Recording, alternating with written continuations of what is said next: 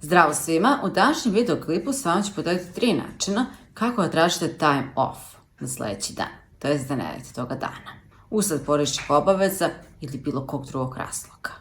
I'm writing to request time off tomorrow as I have some personal matters to attend to.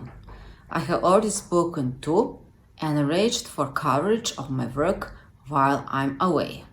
I will also be available by phone or email if there is any urgent. Thank you for your understanding. Drugi primjer, I would like to request time off tomorrow due to family obligations that I need to attend to. I have made all arrangements to ensure that my work is covered in my absence, and I will be available by phone or email if there is any urgent matter that requires my attention. Thank you for your understanding. And please let me know if there are any concerns or issues that need to be addressed. Treći posljednji način, I'm writing to request a leave of absence for tomorrow as I have a personal matter that requires my attention.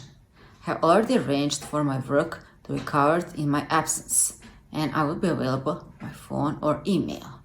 If there are any urgent matters that require my attention, do not hesitate to contact me.